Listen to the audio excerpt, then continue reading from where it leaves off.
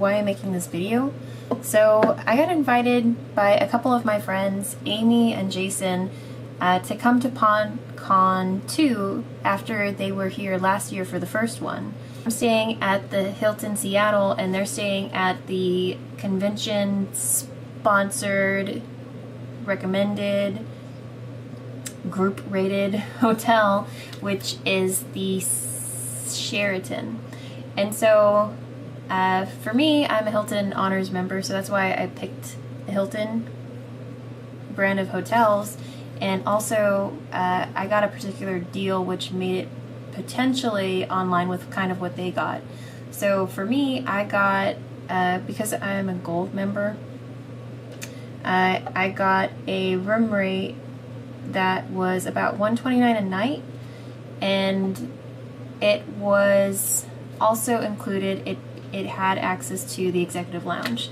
So when you're a Hilton Honors member, you get like free continental food. I think that's part of being a gold member. I think you get free continental breakfast in the mornings, but if you have access to the executive lounge, then you also get like a free reception in the evenings, and instead of just getting continental breakfast in the morning, you also get like a few hot items. And this morning it was like sweet cream crepes, and it was scrambled eggs, roasted potatoes, which were not good, and then like bacon and sausage. And on top of that, you also got continental breakfast, and you got free coffee, water. They had some soft drinks, like I think they have like soda in cans there and stuff like that, and some juices you can get. Now the evening reception is like beer, wine, soft drinks. Usually for me, I paid like $129, which was about $10 more per night than the group rate at Sheraton. But the thing is, if you're staying at Sheraton, you're not going to get food included at that. Some of you might get like a free drink, or depending on if you have membership or something like that. So you might get free bottled waters, or if you're really high, then you might get executive lounge access as well. But for me, what I got was basically free breakfast and free dinner if I wanted it, even though I'm not really using it. But to me, that's pretty comparable. $10 a day is like really cheap to eat breakfast anywhere and get free dinner, and especially if you're getting like free alcohol and sodas and stuff. The Sheraton is the recommended hotel, so that's the one where you get a group rate, which Amy told me was like $117 pre-resort or local tourism taxes, which was actually really good for a Sheraton in general. But like I said, if you're staying at Sheraton, you're not going to get pretty much anything for free. So it's not like your regular hotel. Well, I say regular because I'm not that bougie. Hilton has like a whole bunch of different hotels in it, and so certain Hilton brands like Hampton, Homewood Suites, you get a lot of stuff for free, and the rate's really affordable. So for me, I would rather stay at like a Homewood Suites where it's pretty comparable to a Hampton Inn, like at the low end of their brand if you would, but you get a lot of goodies for it. So I'll usually, if I have their free rewards program, I get free water, but you automatically get free breakfast at a Hampton Inn or a Homewood Suites, and at a Homewood Suites, you get a suite.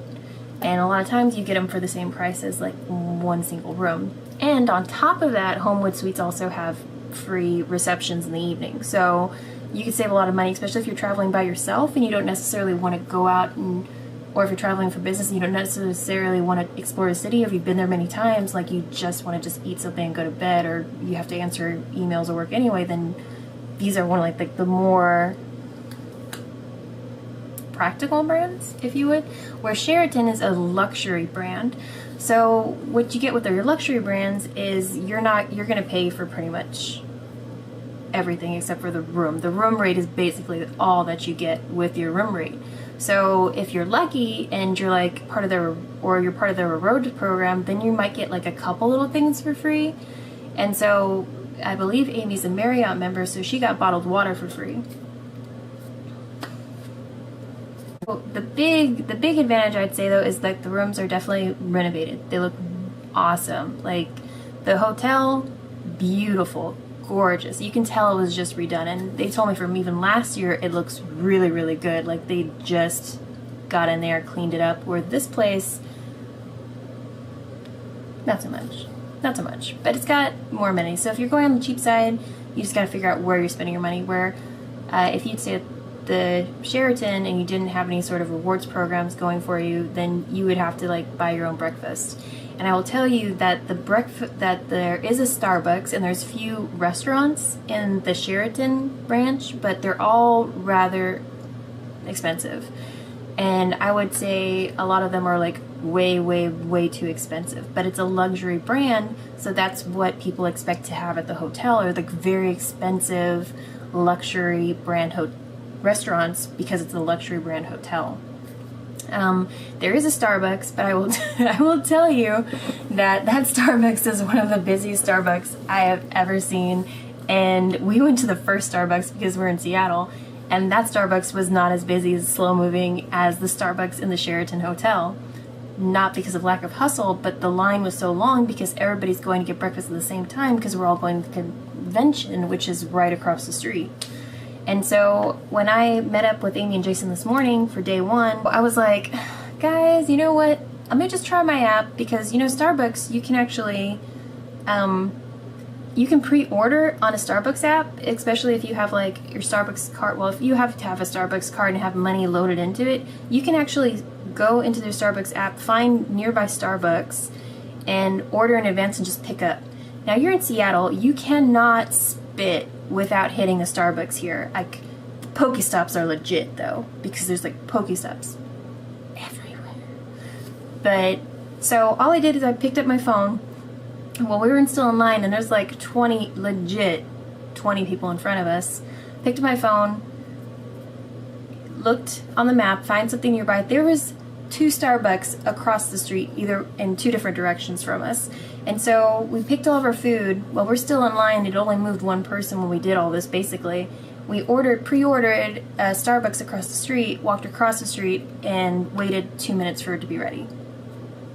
And then we got evacuated because there was a fire in the Starbucks, electrical fire.